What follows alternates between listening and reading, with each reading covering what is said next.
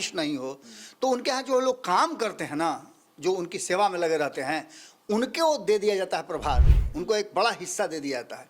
Bharatiya Janata party शायद इसी इंतजार में है कि 20 साल से नीतीश कुमार को हम दे करके गए हैं, तो इस बार मेरा स्वाभाविक अधिकार बनता है। प्रतिष्ठा फंसी हुई थी एनडीए की, वहाँ आए, जैसे आप देखे होंगे कि शिवहर और सीतामढ़ी में आए, क्योंकि वहाँ दो जो हैं वहाँ के वैश्य समाज के लोगों को, पिछड़ा समाज के लोगों को, और आपने देखा भी होगा कि बिहार से वो दूर ही रहे हैं। चुनाव प्रचार में भी आए तो बहुत लिमिटेड जगहों पे आए, जहाँ उन्होंने कहा था, खुलकर नहीं कहा नीतीश कुमार के बारे में।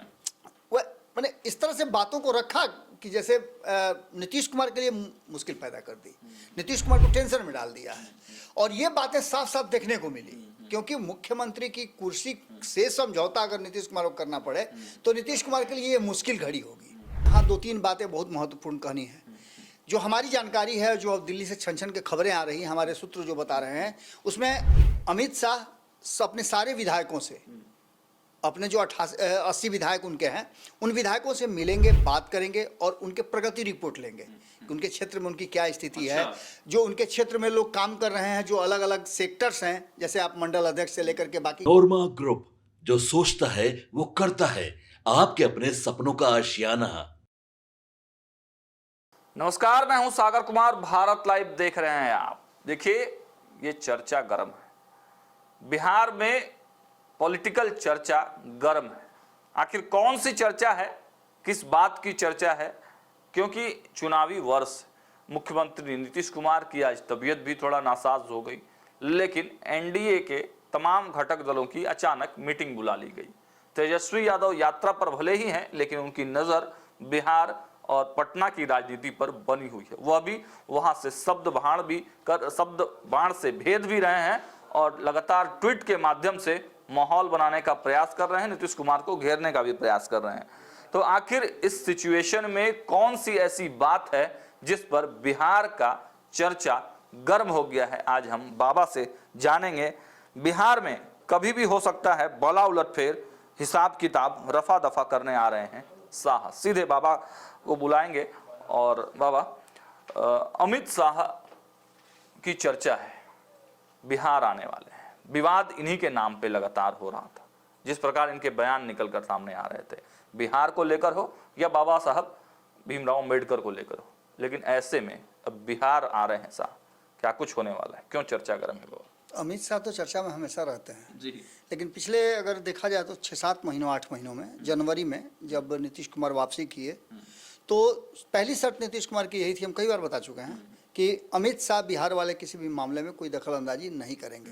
और आपने देखा भी होगा कि बिहार से वो दूर ही रहे हैं। चुनाव प्रचार में भी आए तो बहुत लिमिटेड जगहों पे आए, जहाँ प्रतिष्ठा फंसी हुई थी एनडीए की, वहाँ आए, जैसे आप देखे होंगे कि शिवहर और सीतामढ़ी में आए, क्योंकि वहाँ दो जो हैं वहाँ के वैश्य समाज के लोगों को, पिछड़ा समाज के लोगों को वहाँ से टिकट काटा गया था, तो जिसको लेकर के लोगों ने नाराजगी थे, तो वो आकर के वो बोले भी कि मैं भी तो बनिया का बेटा हूँ। यानी उन्होंने वहाँ आकर के मामला संभाला। अब सबसे बड़ी बात है कि नीतीश कुमार में जो स्पार्क था वो स्पार्क है कि नहीं है। आपने ही बताया कि तबीयत खराब है जी। और नीतीश कुमार लगातार स्वास्थ्य कारणों से कहीं ना कहीं जो उनकी एक्टिविटी थी वो कम हुई है। इसके साथ साथ 2025 का चुनाव भी होना है। मैं कल जब बातचीत कर रहा था, एक खबर कर रहा था नमन जी के साथ पंचनामा में, तो हम लोगों ने बहुत सारी ऐसी बातों पर चर्चा की है जिनमें से अमित शाह भी मुख्य मुद्दे पर थे। अमित शाह बिहार आ रहे हैं। बिहार आने से पहले आपने देखा होगा कि एनडीए गठबंधन की बैठकें होनी शुरू हो चुकी हैं। खुद अमित शाह जनता दल यूनाइटेड के जो सांसद हैं और कार्यकारी अध्यक्ष हैं, उनके आवास पर जाकर के मीटिंग करते हैं, भोज में सारे लोगों को जुटाया जाता है। ये सभी प्रक्रियाएं चल रही हैं और सबका फोकस कहीं ना कहीं बिहार है। बिहार में 2 परिस्थितियां बनी हैं। एक परिस्थिति ये है कि क्या तेजस्वी यादव उतना कैपेबल हैं कि वो अपनी सरकार बना लें और मुख्यमंत्री कुर्सी बैठ जाएं, या फिर नीतीश कुमार उस पाले में जाकर के मुख्यमंत्री की कुर्सी अपनी बचाएंगे। या तीसरा जो विकल्प पैदा हो रहा है वो ये है कि 2025 में नीतीश कुमार को एक बार फिर से मुख्यमंत्री बनाने की कोशिश एनडीए गठबंधन मिल करके करे। और इस मुद्दे पर आपने देखा होगा कि एनडीए गठबंधन लगभग एकजुट नजर आ रहा है, लेकिन बात का फंस रही है अमित शाह के उस बयान से जी, जो एक निजी चैनल के दौरान उन्होंने कहा था। खुलकर नहीं कहा नीतीश कुमार के बारे में। वह मैंने इस तरह से बातों को रखा कि जैसे नीतीश कुमार के लिए मुश्किल पैदा कर दी, नीतीश कुमार को टेंशन में डाल दिया है। और ये बातें साफ साफ देखने को मिली, क्योंकि मुख्यमंत्री की कुर्सी से समझौता अगर नीतीश कुमार को करना पड़े तो नीतीश कुमार के लिए ये मुश्किल घड़ी होगी। नीतीश कुमार चाहे जिस भी स्टेट ऑफ माइंड में हो या फिर जिस अवस्था में हो, नीतीश कुमार सबसे पहले उनका लक्ष्य जो है वो है बिहार की कुर्सी पर बने रहना। इसके लिए उन्होंने बहुत सारे त्याग किए हैं। बिल्कुल बिल्कुल। अब ऐसी स्थिति में आप समझ लीजिए कि अमित शाह के आने की बात है, और सबसे बड़ी बात यह है कि अमित शाह आ रहे हैं तो उनके आने का कारण जो है वो बहुत माने ये इस बात की तरफ इशारा कर रहा है कि वो आ रहे हैं तो एक स्ट्रेटजी के तहत आ रहे हैं। अच्छा। और वो स्ट्रेटजी 2025 के चुनाव को लेकर के है। एक तरफ जहां आप समझ सकते हैं कि जो 2025 में चुनाव होना है उसके लिए स्ट्रेटजी दोनों बना रहे हैं, नीतीश कुमार भी बना रहे हैं। जैसा कि कल आपने सुना भी, आप तो वहां मौजूद भी थे, कि नीतीश कुमार के कहने पर ही वो एनडीए की बैठक अचानक बुलाई गई थी। उस बैठक का पहले से कोई एजेंडा नहीं था, अचानक से बुलाया गया। आनंद फानंद जो सेकंड टियर के, फोर्थ टियर के, थर्ड टियर के नेता थे वही मीटिंग में शामिल हुए हर अपने दल से। जदयू उसको लीड कर रही थी बाबा, उमेश कुशवाहा लीडिंग कुर्सी पे बैठे हुए थे। बिल्कुल। तो ये परिस्थिति थी, और इस परिस्थिति से कहीं ना कहीं एक बात तो साफ नजर आ रही है कि जो भीतर खाने में चल रहा है वो हम भी निकालने की कोशिश कर रहे हैं, लेकिन अभी तक छन छन के जो बातें आ रही हैं वही है। और छन छन के जो बातें आ रही हैं उसमें कहा यह जा रहा है कि कहीं ना कहीं जो गिरिराज सिंह वाला यात्रा था, उस यात्रा के तुरंत बाद 4 सीटों पे उपचुनाव हुआ, जिसका फायदा मिला एनडीए गठबंधन को। खास करके अगर भारतीय जनता पार्टी की बात करें तो दोनों सीट जीत करके आई, जिस पर कभी वो जीतती नहीं थी। अब ऐसी स्थिति में नहीं, हालांकि रामगढ़ में वो पहले भी जीत चुकी है, लेकिन इन सभी परिस्थितियों को लेकर के एक बात तो साफ साफ नजर आ रही है कि सारे जो जोड़ घटाव किए जा रहे हैं, उस जोड़ घटाव में अमित शाह की स्ट्रेटजी ज़्यादा कारगर नजर आ रही है। क्योंकि बिहार में अमित शाह का मानना यह है, ये जो देखने को मिल रहा है कि भारतीय जनता पार्टी नीतीश कुमार को अगर मुख्यमंत्री की कुर्सी तक बैठा भी देती है तो जैसा कि संपादक नवनीत शाह जी बता रहे थे, एक उदाहरण भी उन्होंने दिया था कि घर में जब बड़े बुजुर्ग होते हैं तो बड़े बुजुर्ग को भले ही आप पूरा अधिकार नहीं दें, लेकिन मालिक उन्हीं को माना जाता है। मुंह पुछारो उनसे जरूर किया जाता है, पूछ लिया जाता है कि भाई क्या खाना काम अपने अपने अपने हिसाब से आप कीजिएगा। अब जैसे मानते हैं वो कहेंगे नहीं पूड़ी बना दीजिए, तो क्या कहीं अथी डलडे नहीं खे, घियो नहीं खे, तेलो नहीं खे, ठीक भाई जो बुझा तो बनाओ, लेकिन मुंह पुछारो जरूर किया जाता है। वही स्थिति कहीं ना कहीं बिहार में होने जा रही है। और अमित शाह आ रहे हैं तो 2-3 बातें बहुत स्पष्ट है जो इशारा कर रही हैं कि अमित शाह के आने का कारण सिर्फ बिहार आना नहीं है, बल्कि 2025 के स्ट्रेटजी और अपने लोगों से ये जानना है कि माहौल यहाँ का क्या है। लेकिन बाबा अमित शाह के नाम पर पहले से ही इतना विवाद है, बिहार आएंगे तो माहौल नहीं खराब होगा, काम नहीं बिगड़ेगा? सबसे ज्यादा इस देश में अगर कहीं शांति अमित शाह को मिलेगी तो बिहार में मिलेगी।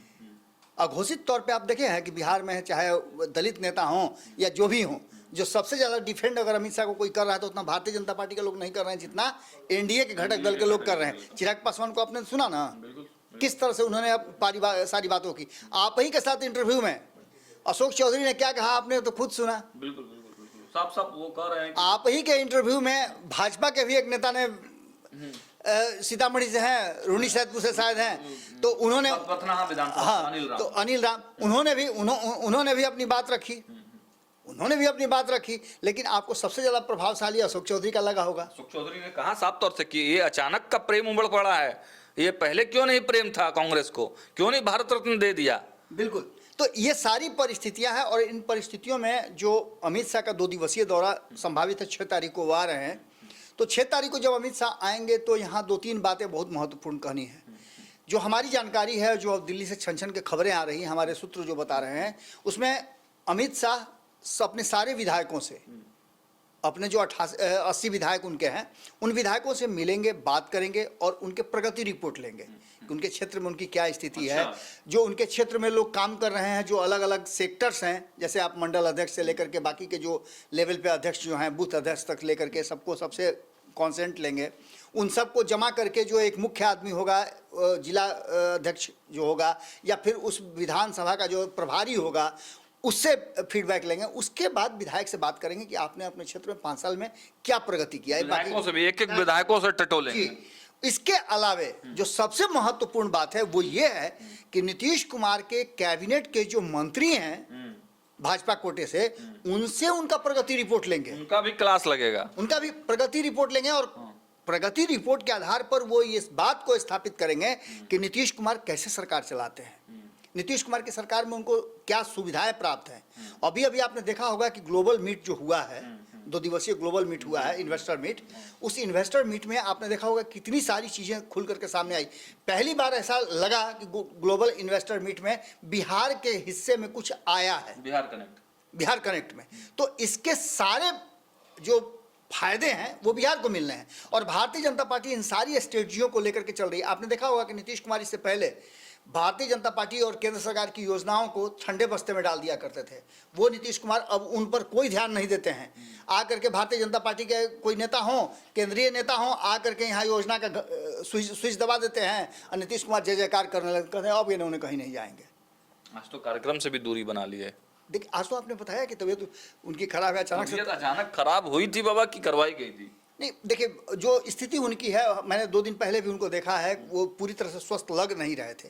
उनके चेहरे के जो हाव भाव थे वो बता रहे थे कि अस्वस्थ नजर आ रहे हैं। हम लोग का भी तबीयत खराब होता है तो आप देखते ही हैं कि हम लोग अपने काम से थोड़ा देर के लिए किनारा कर लेते हैं। लेकिन नीतीश कुमार निर्बाध गति से जो पिछले 20 साल से लगातार काम कर रहे हैं बिना किसी आराम के, तो निश्चित रूप से नीतीश कुमार को थोड़ा आराम की भी जरूरत है।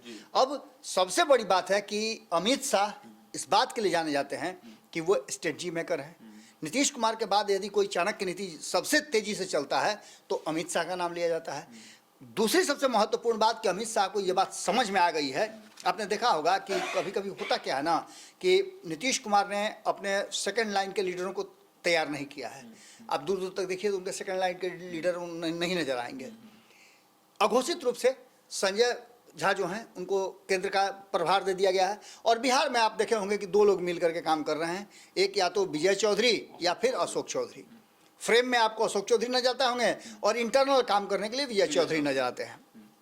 तो ये अघोषित तौर पे है, घोषित तौर पे उत्तराधिकारी नहीं है, कोई उत्तराधिकारी नहीं। ऐसी स्थिति में जो 20 साल से आपने देखा होगा कि किसी सेठ उठ के यहाँ जो उनका कोई उत्तराधिकारी नहीं हो, स्वाभाविक उत्तराधिकारी नहीं हो, उनका कोई वारिश नहीं हो, तो उनके यहाँ जो लोग काम करते हैं ना, जो उनकी सेवा में लगे रहते हैं, उनको दे दिया जाता है प्रभार, उनको एक बड़ा हिस्सा दे दिया जाता है।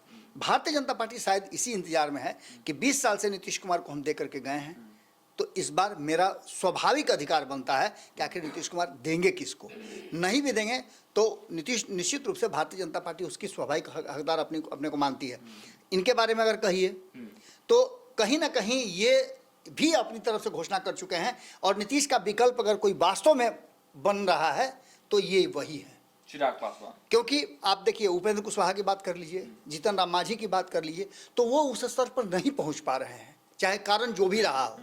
लेकिन ये जो हैं और लगातार एनडीए इनको वैल्यू भी दे रही है। पूरा जब महाराष्ट्र के चुनाव में इनको बुलाया गया स्पेशल, 100% स्ट्राइक रेट इनका रहा है। पिछले आप 5-6 सालों में देख लें तो जब ये बड़े दलित चेहरा के रूप में निश्चित रूप से दलित चेहरा के साथ साथ यूथ आइकॉन के रूप में सामने नजर आ रहे हैं। आपने देखा होगा हेलीकॉप्टर में महिला और युवा को लेकर के घूम रहे हैं। देख रहे हैं कि नेताओं के साथ कम जाते हैं, कार्यकर्ताओं के साथ जाते हैं। दूसरा सबसे महत्वपूर्ण बात कि 5 सीट इनको मिला, 5 सीट जीत करके आए। झारखंड में सीट मिला, वहां जीत करके आए। और एक सबसे महत्वपूर्ण बात है कि इन्होंने एक तरह से घोषणा भी कर दिया, ये पहले शख्स हैं जो नीतीश कुमार के रहते हुए ये घोषणा किए हैं कि मैं बिहार के लिए राजनीति में आया हूं और बिहार मेरा प्रायोरिटी है, मैं विधायक का चुनाव 2030 में लड़ने जा रहा हूं। यानी नीतीश कुमार के बाद ये भी अपने आप को या तो नीतीश कुमार का उत्तराधिकारी मान रहे हैं या फिर विकल्प सबसे मजबूत अपने आप को मान रहे हैं और इसके लिए इन्होंने काम भी किया है। आपने देखा होगा।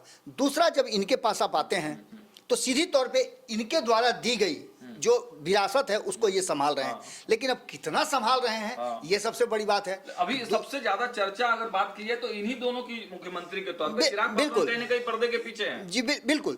उसके बाद भारतीय जनता पार्टी भी अभी तक अपना नाम कोई घोषित नहीं की है और उसकी हिम्मत भी नहीं होगी नीतीश कुमार के रहते घोषित करने का।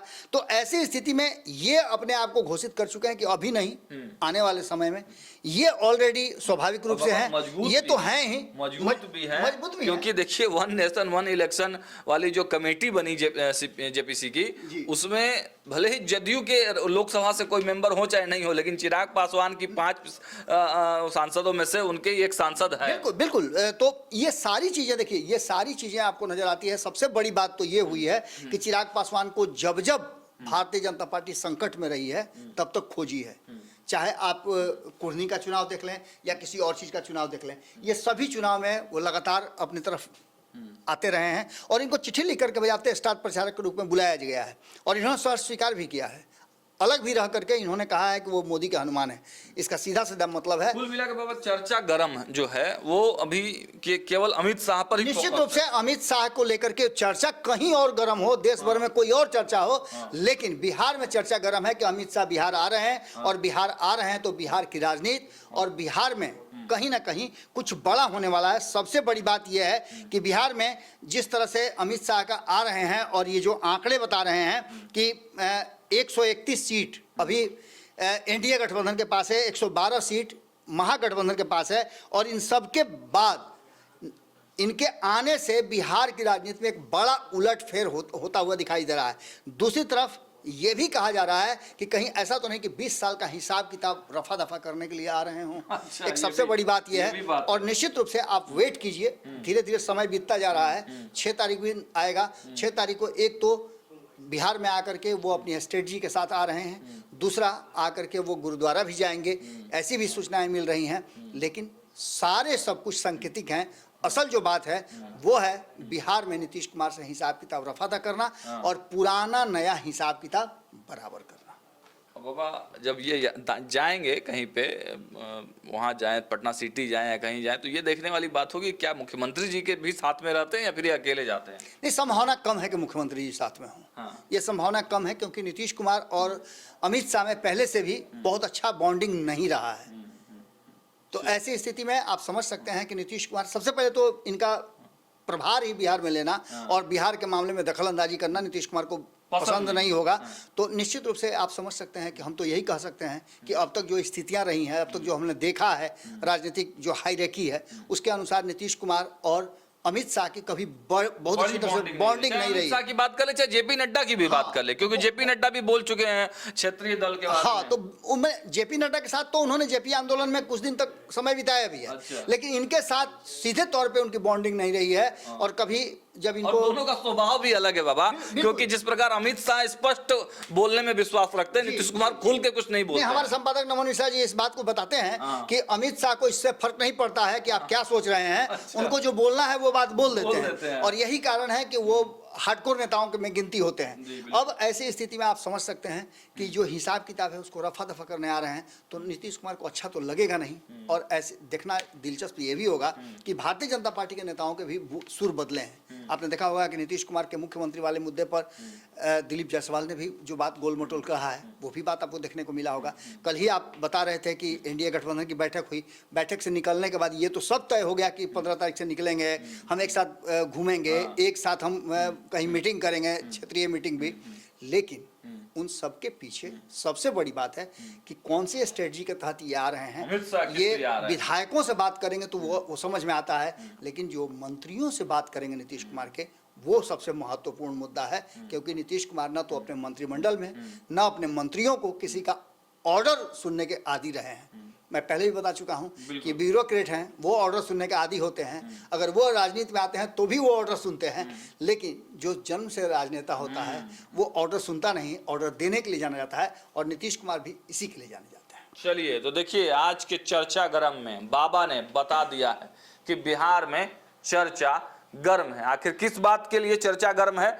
बिहार में 6 जनवरी को अमित शाह का आगमन हो रहा है और देखिए बिहार की राजनीति तो पहले से ही गर्म है। अमित शाह के नाम पर देश में राजनीति गर्म है, लेकिन अब जब 6 तारीख को अमित शाह आएंगे तो बिहार के तमाम भाजपा के नेताओं के साथ बात करेंगे। अब क्या बात करेंगे, क्योंकि 15 तारीख यानी खरवास खत्म हो रहा है और खरवास से बिहार की राजनीति में बड़ा हलचल का माहौल बनता है, संबंध रहा है। खरवास दही चूड़ा का भोज और बिहार की राजनीति में काफी गहरा संबंध रहा है। दही का टीका भी खरवास के बाद लगता है। तो देखिए बिहार के राज्य में क्या कुछ होता है, हम तो इशारों में बता रहे हैं आपको, लेकिन बाबा ने आपको साफ साफ बताया है कि अमित शाह आ रहे हैं और बिहार में चर्चा गर्म है। फिलहाल वीडियो में इतना ही। देखते रहिए भारत लाइव। बहुत बहुत धन्यवाद। आपके सपनों को हमने सजाया है, ई होम्स पैनोरमा को हमने बनाया है। ई होम्स मेरा एक सपना था जिस पे मैं पिछले 4 साल से काम कर रहा था। हमने जो बनाया है वो सबने है माना। ई होम्स पैनोरमा में हो आपका भी आशियाना।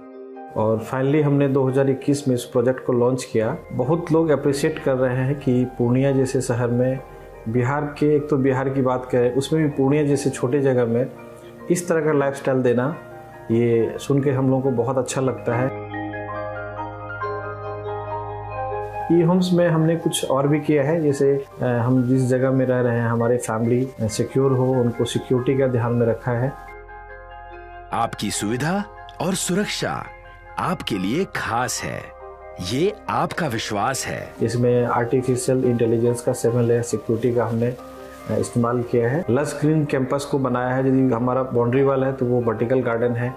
ये जितनी भी फैसिलिटी होता है एक इंटरनेशनल टाउनशिप में, ई होम्स है, ये हम लोग विश्वास नहीं कर पा रहे हैं। जो भी हमारे मित्र दोस्त या जो भी हमारे बाहर के बाहर आते हैं तो हम लोगों को बहुत अच्छा सुनने को मिलता है और बहुत अच्छा क्रेडिट मिल रहा है। वो सारा हमने सिर्फ एक बिल्डिंग नहीं बनाया, हमें एक बहुत अच्छा लाइफस्टाइल दिया ई होम्स में, और मेरा एक सपना था जिसको मैं आज फुलफिल होते हुए देख पा रहा हूँ। ये आपका आवास है। ई होम्स पैनोरमा में अब आपका निवास है। E Homes Panorama, luxurious lifestyle redefined. Panorama Group, जो सोचता है वो करता है। अगर ये वीडियो पसंद आई और वह बिहार के राजनीति और बिहारियत से सरोकार रखेनी तो सब्सक्राइब बटन दबा के चैनल के सब्सक्राइब कर ली। ओजे एगो घंटी बा, ओकरा बटन दबा देला से कुल सटीक और मारक खबर रुआ मुफ्त में मिल जाई। अगर रुआ पत्रकारिता के हमनी के नया प्रयोग में सहयोग कर चाहतानी तो ज्वाइन बटन दबा दी। पेटीएम नंबर नोट कर ली 9386816700।